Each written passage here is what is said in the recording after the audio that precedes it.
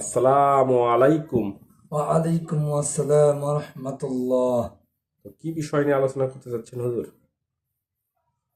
আমি আল্লাহ তালা বলাইলে ইমানদার একজন সঠিক ইমানদার হতে হলে কি প্রয়োজন এটা নিয়ে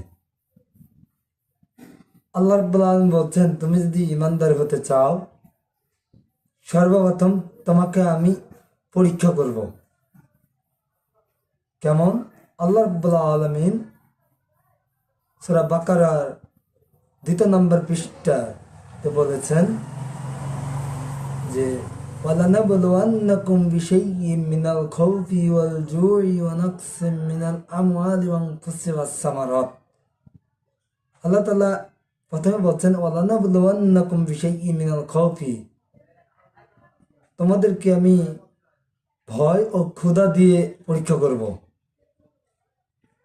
2 নম্বর ওয়াল-জু'i ওয়া নাকসিম, তোমাদেরকে দারিদ্রতা এবং ওয়াস-সামারাত এবং সম্পদের ক্ষয়ক্ষতি, সন্তানের ক্ষয়ক্ষতি দিয়ে বিভিন্ন দিক দিয়ে আমি তোমাদেরকে পরীক্ষা করব। এই পরীক্ষাতে তুমি যদি ঠিকঠাক পরীক্ষাতে উত্তীর্ণ হতে পারো, তাহলে আমি আল্লাহ রাব্বুল আলামিনের কাছে একজন উৎকৃষ্ট ঈমান হতে পারবে। তাছাড়া কোনো মতেই সম্ভব হবে না। কারণ আমার কাছে সবচেয়ে দামি বিষয়টা হলো আমি আল্লাহ রাব্বুল আলামিনের ভয় কতটুকু তুমি করতে পারছো, এটাই আমি দেখব।